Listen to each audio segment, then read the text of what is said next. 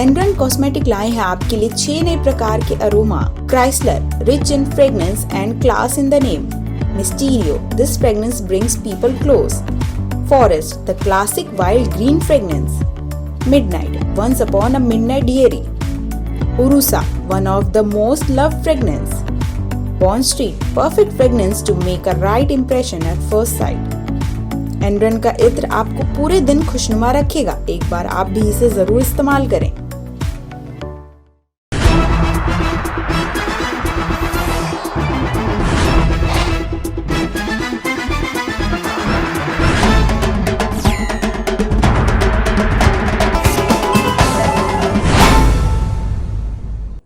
नमस्कार, मैं शामिन गार्डनर और आप देख रहे हैं इस समय भारत 24/7। पंजाब भाजपा प्रभारी शेखावत ने किया बड़ा दावा, कहा कांग्रेस में जल्द आने वाला है भूचाल। पंजाब विधानसभा चुनाव 2022 को लेकर राजनीतिक गतिविधियां चरम पर हैं। सभी सियासी दल एक दूसरे पर हमले कर रहे हैं, लेकिन कांग्रेस को लेकर कैसियाबाजी का दौर कम नहीं हो पा रहा है। चरणजीत सिंह चन्नी को कांग्रेस का मुख्यमंत्री चेहरा बनाने जाने के बाद नवजोत सिंह सिद्धू के रुख पर सबकी निगाहें हैं, तो पार्टी के एक चुनाव कैंपेन कमेटी के चेयरमैन सुनील जाखड़ के अचानक सक्रिय राजनीति से दूरी बनाने की घोषणा से कांग्रेस को बड़ा झटका लगा है। ऐसे में पंजाब भाजपा के प्रभारी और केंद्रीय मंत्री गजेंद्र सिंह शेखावत के एक बयान ने सनसनी फैला दी है। शेखावत ने दावा किया है कि पंजाब की कांग्रेस में जल्द ही बड़ा भूचाल आने वाला है। गजेंद्र सिंह शेखावत का कहना है कि कांग्रेस में अभी भूचाल आना बाकी है। कांग्रेस की स्थिति यह है कि चुनाव के बीच में ही सुनील जाखड़ ने सक्रिय राजनीति से संन्यास ले लिया है। अब उत्तर प्रदेश की राजनीति में हुई ममता दीदी की एंट्री। अखिलेश के समर्थन में उतरकर किया भाजपा का विरोध। कितना आदमी को आप गंगा में भसा दिया, सुला दिया, उसको परिवार को देखने का मौका भी नहीं दिया। आज वो लोगों को अक्ता खड़ा है, वो लोग पूछ रहा है क्या जोगी जी वोट चाहिए न, हमारा आत्मा का दुख जो हुआ है उसको आप पहले निभाओ। हमको आग जल रहा है, आप पानी में भी आग जला दिया, अब पानी में आग जला दिया।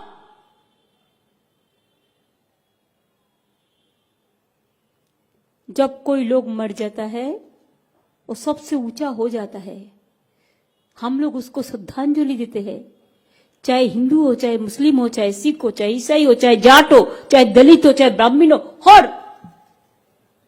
और आपने क्या किया? सबको फेंक दिया, पानी में आग लगा दिया। आपका पास लकड़ी नहीं था, जलाने का लकड़ी भी नहीं था, आप सोचा भी नहीं था पहले माफी मांगो उसका बाद वोट मांगो।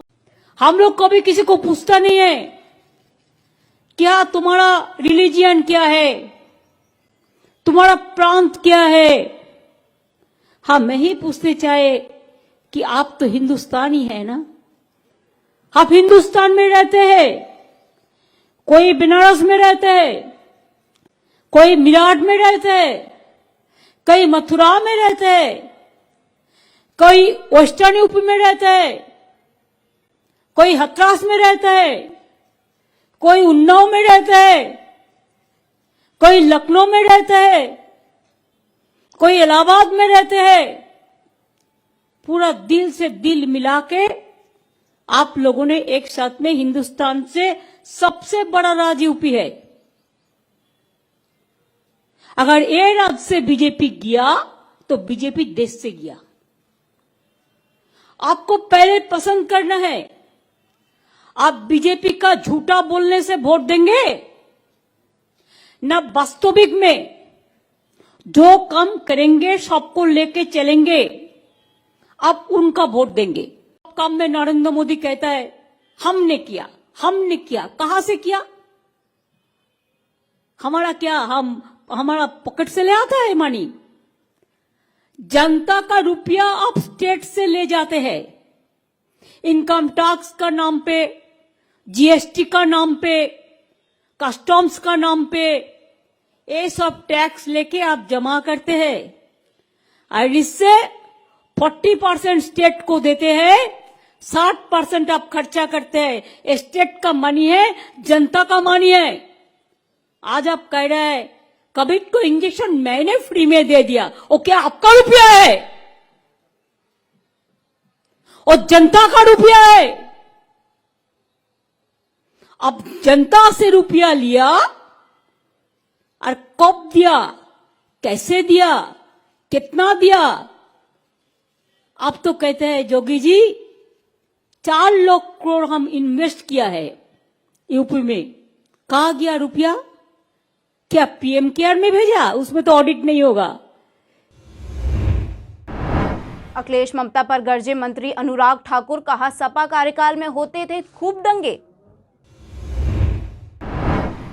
मेरठ पहुंचे केंद्रीय मंत्री अनुराग ठाकुर ने कहा, अखिलेश राज में बिजली के तार कपड़े सुखाने के काम आते थे। जिस सरकार में बिजली तक नहीं आती थी वह लोगों को कहां से मुफ्त बिजली देंगे। अनुराग ठाकुर ने कहा, छोटे चौधरी अजीत सिंह के बयान निकाल लीजिए। वह हमेशा कहते थे जिस गाड़ी पर सपा का झंडा उसमें सबसे बड़ा गुंडा। अनुराग ने कहा कि मेरठ में अब हर तरह की कटाई बंद हो गई है, ये कटाई आगे भी नहीं होने दी जाएगी। उन्होंने कहा, माफिया के खिलाफ योगी सरकार का झंडा इसी तरह से चलता रहेगा। सपा द्वारा जारी किए गए घोषणा पत्र के वक्त ना तो मुलायम सिंह साथ रहे और ना ही उनकी भाभी, जिसके साथ न पिता है और न भाभी, उसके साथ प्रदेश की जनता कहां से होगी। ममता बनर्जी का पुराना भाषण हुआ वायरल, भाजपा ने अखिलेश पर साधा निशाना। पश्चिम बंगाल की मुख्यमंत्री ममता बनर्जी ने उत्तर प्रदेश चुनाव के लिए अखिलेश यादव का समर्थन किया है। इस बीच उनका पुराना भाषण वायरल हो रहा है। इसमें वह कह रही हैं कि बंगाल में ये पान मसाला खाने वाले, भगवा कपड़े पहनने वाले और तिलक लगाने वाले गुंडों को उत्तर प्रदेश के यहाँ भेजा गया है। ये लोग हमारे कल्चर को नुकसान पहुँचा रहे हैं। अब भाजपा ने इस भाषण को लेकर अखिलेश यादव पर निशाना साधा है। भाजपा ने कहा कि बंगाल चुनाव के दौरान उत्तर प्रदेश के लोगों के लिए ममता की यह सोच थी। अब अखिलेश यादव ने उन्हें अपने प्रचार के लिए बुलाकर उत्तर प्रदेश के लोगों को अपमानित किया है। उत्तराखंड में केजरीवाल ने प्रेस वार्ता के दौरान मीठे बोल बोलकर की कांग्रेस और भाजपा के वोटरों से अपील। उत्तराखंड के जो कांग्रेस के वोटर्स हैं और जो कांग्रेस के सपोर्टर्स हैं और जो बीजेपी के वोटर्स और जो बीजेपी के सपोर्टर्स हैं, उनसे अपील करना चाहता हूं। उन सबसे मेरी अपील है कि आप जिस पार्टी में हैं उसी में रहें। हम आपको अपनी पार्टी छोड़ के आम आदमी पार्टी में आने को नहीं कह रहे।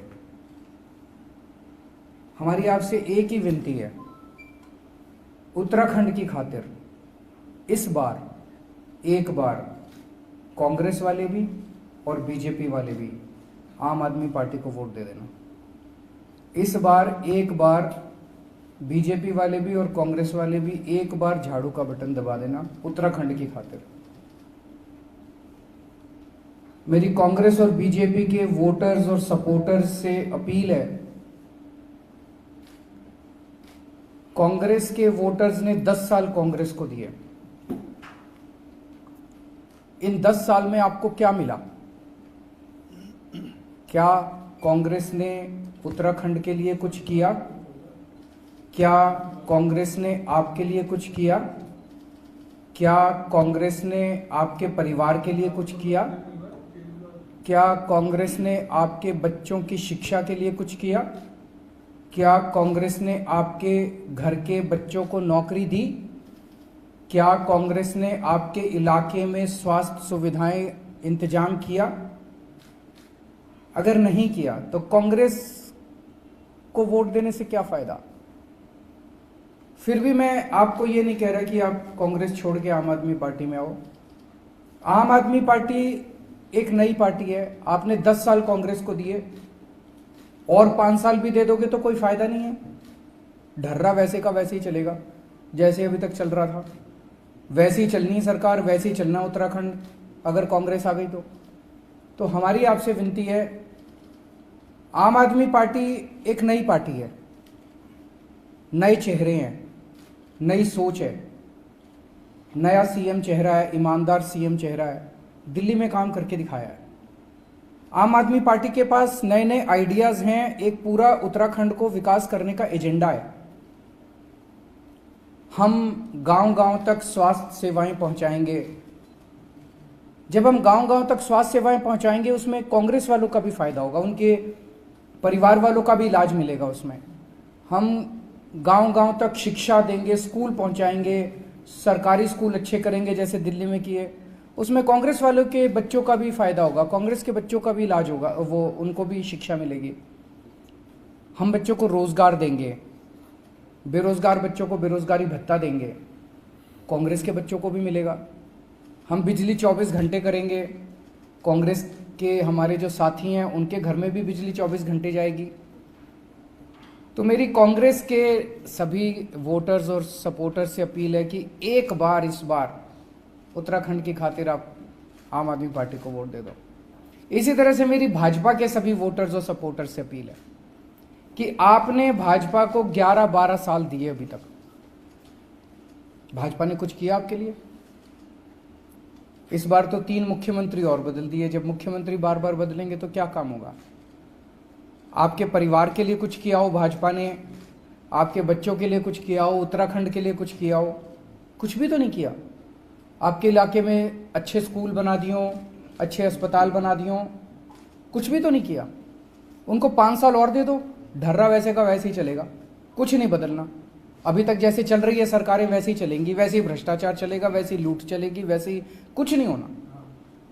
आम आदमी पार्टी नई पार्टी है, नए चेहरे लेके आई है, नए सोच लेके आई है, इसीलिए हमारे पास पूरा एजेंडा है उत्तराखंड के लिए कि हम उत्तराखंड में सरकारी स्कूल अच्छा करना चाहते हैं। दिल्ली में करके आए हैं, जैसे दिल्ली में किए, हम गांव गांव तक स्वास्थ्य सेवाएं पहुंचाएंगे, फ्री में सबका इलाज करेंगे, उत्तराखंड के सब लोगों का इलाज फ्री में होगा, 24 घंटे बिजली करेंगे। उसमें भाजपा के कार्यकर्ताओं को, भाजपा के सपोर्टर्स को, भाजपा के वोटर्स को भी ये सारी सुविधाएं मिलेंगी। तो मेरी ये आज प्रेस कॉन्फ्रेंस के जरिए मैं केवल और केवल बीजेपी और कांग्रेस के वोटर्स और सपोर्टर्स को अपील करना चाहता हूं कि उत्तराखंड की खातिर, देश की खातिर एक बार, कोई फर्क नहीं पड़ता, इतने मौके आपने दिए, एक बार आम आदमी पार्टी को मौका दें। हमारा आपको वादा, इन दोनों पार्टियों ने मिलके, कांग्रेस ने और बीजेपी ने, दोनों ने मिलके 21 साल में 72,000 करोड़ रुपए का कर्जा चढ़ा दिया उत्तराखंड के ऊपर। इसकी जवाबदेही तो उनसे लेनी चाहिए। हमारा आपको यकीन दिलाते हैं कि 5 साल के अंदर पिछला कर्जा भी माफ। वो राजभर ने भाजपा पर साधा निशाना, बोले 200 का राशन देकर भाजपा वसूल रही है 800 रुपए। मेरठ में किठौर विधानसभा क्षेत्र से सपा रालोद गठबंधन प्रत्याशी शाहिद मंजूर के लिए मंगलवार को लालपुर गांव में जनसभा करते हुए सुहेल देव भारतीय समाज पार्टी के राष्ट्रीय अध्यक्ष ओम प्रकाश राजभर भाजपा पर हमलावर रहे। राजभर ने कहा कि 200 का राशन देकर भाजपा अन्य जरिए से 800 रुपए गरीब लोगों से वसूल रही है। उन्होंने कहा कि इस बार प्रदेश की जनता भाजपा को सत्ता से बाहर कर देगी। ओम प्रकाश राजभर ने कहा कि गुजरात से आए 2 लोगों ने भाजपा पर कब्जा कर लिया है। उन्होंने कहा कि एक तरफ मोदी कहते हैं कि वह देश नहीं बिकने देंगे, वहीं दूसरी ओर उन्होंने रेलवे बेच दिया, बैंक बेच दिया, 15 लाख के वादे कर खाते खुलवाए और गृह मंत्री ने इसे चुनावी जुमला बता दिया। उन्होंने कहा देश में तमाम बड़े पदों पर गुजरात के लोग बैठा दिए। मिर्जापुर में मिड डे मील पर सवाल पूछने वाले को जेल भेज दिया। 8 महीने के कार्यकाल में भाजपा के झूठ देखकर ही पार्टी से इस्तीफा दिया है। यूपी चुनाव से पहले सपा पर जमकर बरसे पीएम मोदी, बोले सपा के जो कैंडिडेट हैं वो या तो हिस्ट्री सीटर हैं या दंगावादी हैं। 10 साल में अनेकों दंगे का पश्चिमी यूपी क्या हाल करके रखा है। क्या कोई मेरा उत्तर प्रदेश का भाई बहन इसको भूल सकता है? क्या दंगे यहां की बेटियां, यहां के युवा भुला सकते हैं क्या? मेरे प्यारे उत्तर प्रदेश के भाइयों बहनों, ये लोग सत्ता पाने के लिए जिस प्रकार के खेल खेल रहे हैं, उनको अपने कारनामों का कोई अफसोस नहीं है, उन्हें उनकी भूल का भी कोई एहसास नहीं है।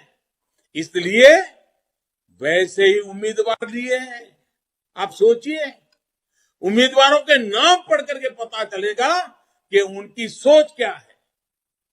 जिस मानसिकता ने पश्चिमी यूपी का इतना नुकसान किया, उसी को आगे बढ़ाने का एक खेल है। जो इनके कैंडिडेट हैं वो या तो हिस्ट्री शीटर है या फिर दंगावादी है। मैं सभी मतदाताओं से कहूंगा कि वोट डालने से पहले इनके कारनामे, इनके करतूतों को कभी भी मत भूलना। कमल पे बटन दबाने से पहले उनको याद रखोगे तो लगेगा कमल दबाते समय आप उनको सजा दे रहे हैं, जिन्होंने आपकी जिंदगी तबाह कर दी थी। और एक बात भूलना मत मेरे भाइयों बहनों, इनको सिर्फ कुर्सी का मोह ऐसा नहीं है, ये लोग बदला लेने की फिराक में है, वो मौके के इंतजार में है। इनको गलती से भी मौका मिल गया तो फिर खेत लहूलुहान हो जाएंगे, फिर दुकानें जलेगी, फिर डर और खौफ का वो काल फिर से लौट आएगा। आप याद रखिए, दबंगों और दंगाइयों से मुक्ति भाजपा का सबसे बड़ा कमिटमेंट है। हमें शांति चाहिए, हमें भाईचारा चाहिए, हमें एकता चाहिए, हमें हमारे बेटे बेटियों का उज्जवल भविष्य चाहिए। आपका एक एक वोट यूपी को दंगा मुक्त रखेगा। बसपा ने 2 उम्मीदवार बदले, केशव प्रसाद मौर्य से मुकाबले के लिए उतारा दूसरा प्रत्याशी। उत्तर प्रदेश विधानसभा चुनाव 2022 में बहुजन समाज पार्टी पूर्व मुख्यमंत्री मायावती को 5वीं बार मुख्यमंत्री बनाकर सत्ता में वापसी के लिए सभी जत्न कर रही है। इस क्रम में पार्टी ने मंगलवार को 2 विधानसभा सीटों पर अपने उम्मीदवार बदल दिए हैं। बसपा ने यूपी के डिप्टी सीएम केशव प्रसाद मौर्य की सिराथू सीट से प्रत्याशी भी बदल दिया है। इसी तरह से अयोध्या जिले की रुदौली से भी नया प्रत्याशी घोषित किया गया है। बहुजन समाज पार्टी ने 2 विधानसभा सीटों पर अपने नए प्रत्याशियों का ऐलान किया है। इसमें 5वें चरण के कौशाम्बी जिले की सिराथू विधानसभा सीट से अपना प्रत्याशी भी बदल दिया है। सिराथू सीट से पार्टी ने अब मुनसब अली को उम्मीदवार बनाया है। इससे पहले यहाँ से संतोष कुमार त्रिपाठी को टिकट दिया गया था। देश में घटने लगे कोरोना के नए मामले, दिल्ली में 1114 नए मामले आए सामने। देश में कोरोना के मामलों में लगातार सुधार नजर आ रहा है। नए मामले घट रहे हैं, दैनिक संक्रमण दर भी कम हो रही है और सक्रिय मामलों में भी लगातार गिरावट दर्ज हो रही है। केरल सरकार द्वारा पिछले कुछ दिनों से पहले हुई मौतों को नए आंकड़े के साथ जारी करने से मौतों की संख्या जरूर बढ़ी नजर आ रही है, लेकिन महामारी की वजह से वास्तविक मौतों में भी कमी आई है। बता दें, मंगलवार शाम को जारी हुए आंकड़ों के अनुसार दिल्ली में कोरोना के 1114 नए मामले सामने आए, 2000 लोग ठीक हुए और 12 लोगों की मृत्यु हुई। दिल्ली में अब कोरोना के 6908 सक्रिय मामले हैं। दिल्ली एनसीआर में सुबह सुबह बारिश से फिर बढ़ सकती है ठंड।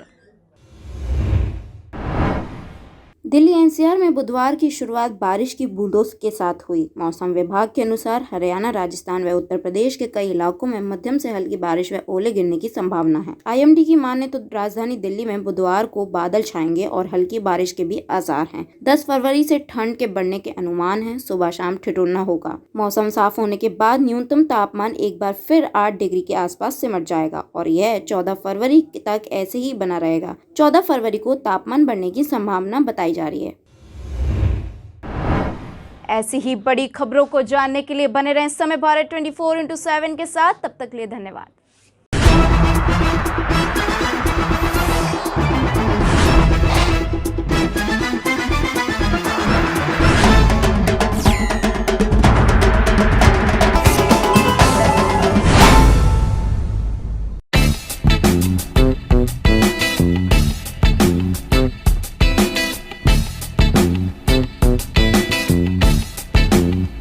छोटा ही सही लेकिन खूबसूरत हो आपका आशियाना, तो नई टेक्निक्स और डिजाइन्स का इस्तेमाल करके आप अपने घर को बेहद ही खूबसूरत और आकर्षक बनवा सकते हैं।